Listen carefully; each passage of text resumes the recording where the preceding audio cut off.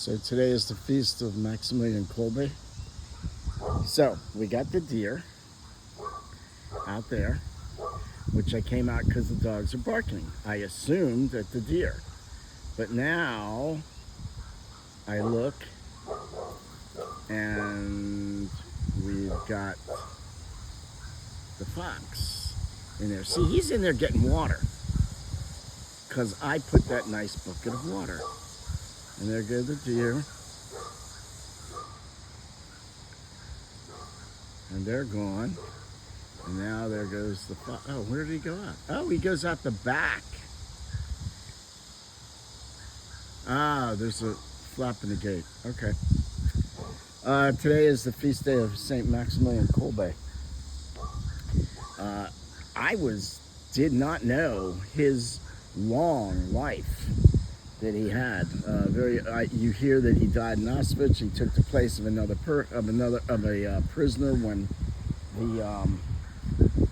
in the camps there was a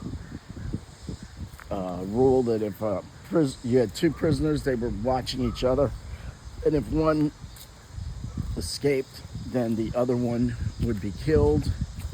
So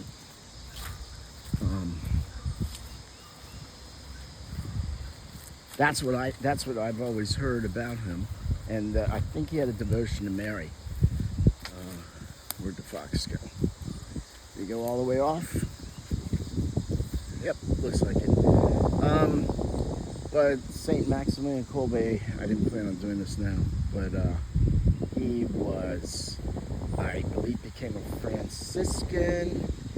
He started newspapers with circulations of 70,000 and 750,000 later, 250,000 on Sundays, and I don't know, 175,000 on weekdays.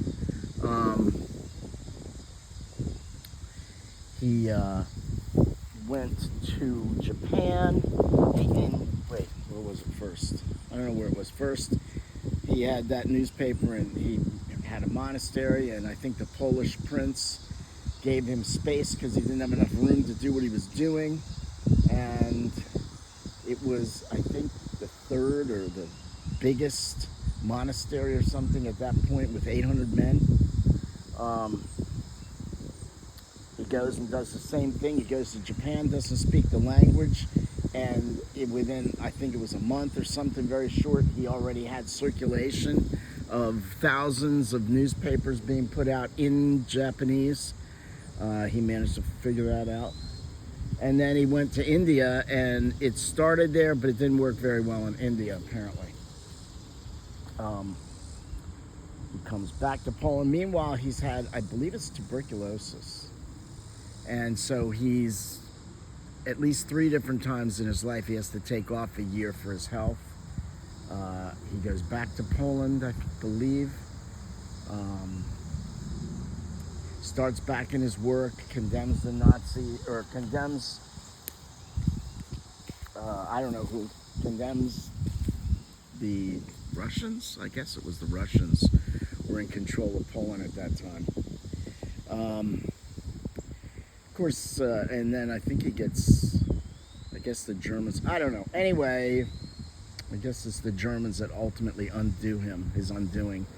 He gets arrested, they let him free, they're loose for another year or 2 or something like that, then they get arrested again. Then he's in the camp and ultimately becomes a martyr. Earlier in his life, another thing I remember, he was a middle child of 3 of a pious family. He was a wild child. He went to school and he was good in mathematics and I think theology. And he enters the seminary and was going to not be a priest, but was going to go into regular life. Then he goes more towards the priesthood.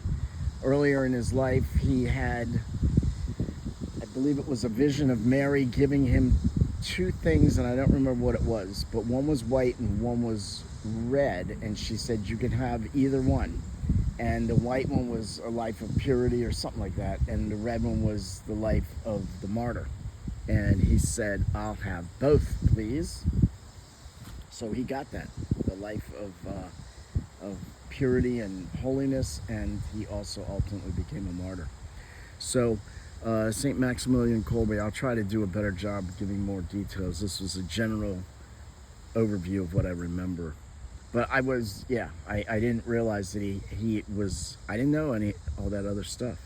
I don't know if I ever knew it and forgot it, but yep, St. Maximilian Kolbe, pray for us.